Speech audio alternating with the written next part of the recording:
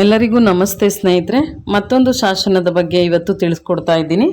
ಬಾದಾಮಿ ಶಾಸನದ ಬಗ್ಗೆ ತಿಳಿಸ್ತಾ ಇದ್ದೀನಿ. ಈ ಶಾಸನವನ್ನು ಕಪ್ಪೆ ಅರಭಟ್ಟನ ಶಾಸನ ಅಂತ ಕೂಡ ಕರೀತಾರೆ. ಬಾದಾಮಿ ಶಾಸನ, ಕಪ್ಪೆ ಅರಭಟ್ಟನ ಶಾಸನ, ತ್ರಿಪದಿ ಶಾಸನ ಅಂತ ಹೇಳಿ 3 ರೀತಿಯಲ್ಲಿ ಕರೆಯುವಂಥ ಶಾಸನ ಇದು ಅಂತ ಹೇಳಿ ಹೇಳ್ಬಹುದಾಗಿದೆ. ಹಾಗೆ ಈ ಶಾಸನದ ಬಗ್ಗೆ ನೋಡೋದಾದರೆ, ಈ ಬಾದಾಮಿ ಶಾಸನವನ್ನು ಬಂಡೆಗಲ್ಲು ಶಾಸನ ಅಂತ ಕರೀತಾರೆ.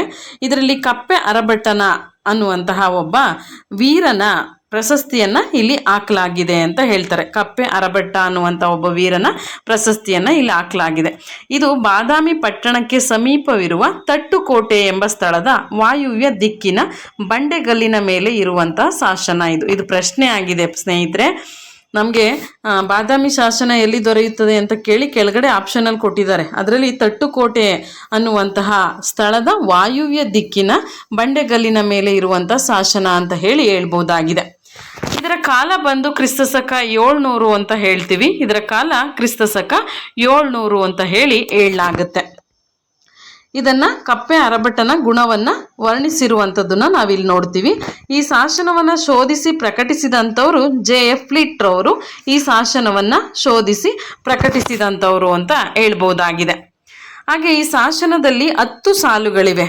ಮೊದಲ ಸಾಲುಗಳಿಗೆ 2 ಸಾಲುಗಳು ಗದ್ಯದಲ್ಲಿವೆ. 3 ಮತ್ತು 4ನೇ ಸಾಲುಗಳು ಒಂದು ಸುಭಾಷಿತದ ರೀತಿಯಲ್ಲಿದ್ದರೆ, ನಂತರ ಸುಲಕ್ಷಣ ಅನುಷ್ಠುಪ್ ಶ್ಲೋಕದಲ್ಲಿರುವಂಥದ್ದನ್ನು ನಾವು ನೋಡ್ಬೋದಾಗಿದೆ.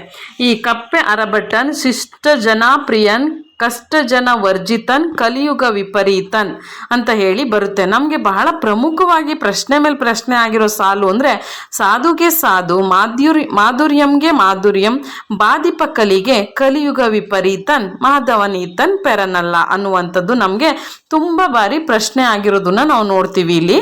ಹಾಗಾಗಿ 10 ಸಾಲುಗಳಿವೆ. 10 ಸಾಲುಗಳಲ್ಲಿ 2 ಸಾಲುಗಳು ಗದ್ಯದಲ್ಲಿ, ಹಾಗೆ 3 ಮತ್ತು 4ನೇ ಸಾಲುಗಳು ಸುಭಾಷಿತದ ರೀತಿಯಲ್ಲಿ ಅನುಷ್ಠುಪ್ ಶ್ಲೋಕದಲ್ಲಿರೋದನ್ನ ನಾವು ನೋಡ್ಬೋದಾಗಿದೆ. ಇಲ್ಲಿ 2 ಸಾಲುಗಳನ್ನೇ ಇವರು ತ್ರಿಪದಿ ಅಂತ ಹೇಳಿ ತಗೊಂಡಿರೋದು. ಇವು ದೇಶಿ ಛಂದಸ್ಸಿನ ತ್ರಿಪದಿಗಳು ಅಂತ ಹೇಳ್ಬೋದಾಗಿದೆ. ದೇಸಿ ಛಂದಸ್ಸಿನ ತ್ರಿಪದಿಗಳು ಅಂತ ನಾವು ಇವನ್ನ ಕರಿತೀವಿ. ಹಾಗೆ ಈ ಶಾಸನದಲ್ಲಿ ಕನ್ನಡ ಛಂದಸ್ಸಿನ ತಾಯಿ ಬೇರು ಎಂದು ಕರೆಯಬಹುದಾದ ತ್ರಿಪದಿಗಳಿವೆ ಅಂತ ಹೇಳಿ ನಾವು ನೋಡ್ಬೋದಾಗಿದೆ. ಕನ್ನಡ ಛಂದಸ್ಸಿನ ತಾಯಿ ಬೇರು ಅನ್ನಿಸ್ಕೊಂಡಂತಹ ತ್ರಿಪದಿಗಳು ಇದರಲ್ಲಿರೋದನ್ನ ನಾವು ನೋಡ್ತೀವಿ. ಮತ್ತೆ ಈ ಶಾಸನ ಹಳಗನ್ನಡ ಭಾಷೆಯಲ್ಲಿದೆ. ಲಿಪಿ ಕೂಡ ಹಳಗನ್ನಡದಲ್ಲೇ ಇದೆ ಅಂತ ನಾವು ಹೇಳ್ಬೋದಾಗಿದೆ. ಈ ಶಾಸನ ಹಳಗನ್ನಡ ಭಾಷೆ, ಲಿಪಿನೂ ಕೂಡ ಹಳಗನ್ನಡದಲ್ಲಿ ಇರುವಂಥದ್ದನ್ನ ನಾವು ನೋಡ್ಬೋದು. ಮತ್ತು ಈ ಶಾಸನದಲ್ಲಿರುವಂಥ ತ್ರಿಪದಿಗಳನ್ನು ಕನ್ನಡದ ಪ್ರಾಚೀನತಮ ತ್ರಿಪದಿಗಳು ಅಂತ ಹೇಳಿ ನಾವು ಕರಿಬಹುದಾಗಿದೆ. ಪ್ರಾಚೀನತಮ ತ್ರಿಪದಿಗಳು ಅಂತ ಹೇಳಿ ನಾವು ಕರಿತೀವಿ. ಈ ಶಾಸನದ ಕಾಲ ಬಂದು ಕ್ರಿಸ್ತಶಕ 700 ಅಂತ ನಾನು ಆಗಲೇ ಹೇಳಿದೆ. ಹಾಗೆ ಈ ಶಾಸನವನ್ನು ಕಪ್ಪೆ ಅರಭಟ್ಟನ ಶಾಸನ ಅಂತ ಕೂಡ ಕರೀತಾರೆ ಅಂತ ಕೂಡ ಹೇಳಲಾಗುತ್ತೆ. JF ಫ್ಲೀಟ್ ರವರು, ಇಲ್ಲಿ ಲೀಟ್ ಅಂತ ಅದು ಸ್ಪೆಲ್ಲಿಂಗ್ ಮಿಸ್ಟೇಕ್ ಆಗಿದೆ, ಅದನ್ನು ಇದು ಮಾಡ್ಕೊಳ್ಳಿ. JF ಫ್ಲೀಟ್ ರವರು ಈ ಶಾಸನವನ್ನು ಸಂಶೋಧಿಸಿ ಕಂಡಿಡ್ದಂಥವ್ರು ಅಂತ ಹೇಳಲಾಗುತ್ತೆ. ಹಾಗೇನೇನೆ ಈ ಶಾಸನದಲ್ಲಿ ಏನು ಬರುತ್ತೆ ಅಂತ ಅಂದರೆ, ಈ ಕಪ್ಪೆ ಅರಭಟ್ಟನ ಒಂದು ಪರಿಚಯವನ್ನ ಹೇಳಲಾಗುತ್ತೆ. ಅವನ ಒಂದು ವೀರತ್ವವನ್ನು ಇಲ್ಲಿ ವರ್ಣಿಸಲಾಗಿದೆ.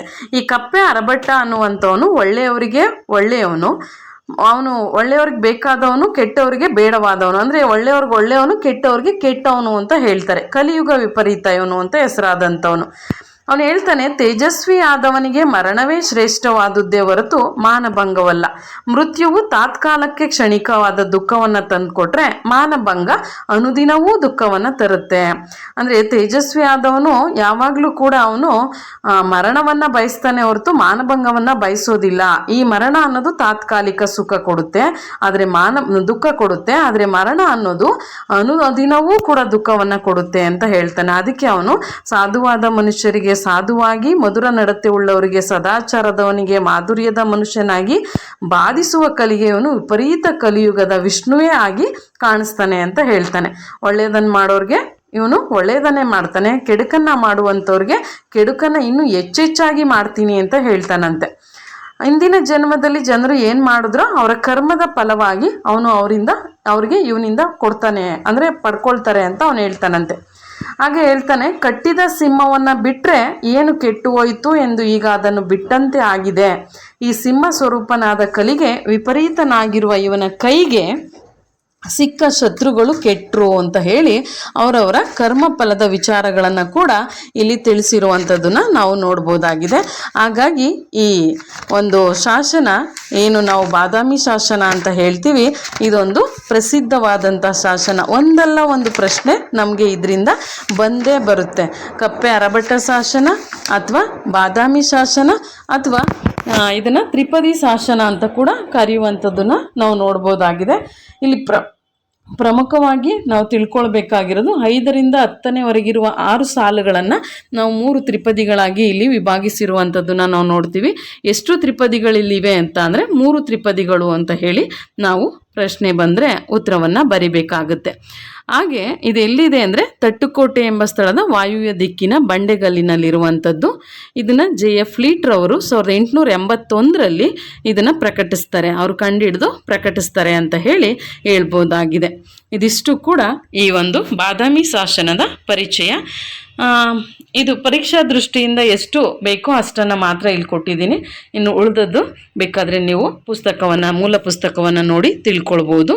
ಮತ್ತೆ ಮುಂದಿನ ಒಂದು ವಿಡಿಯೋದಲ್ಲಿ ಮತ್ತೊಂದು ಶಾಸನ ಜೊತೆ ಬರ್ತೇನೆ. ಧನ್ಯವಾದ.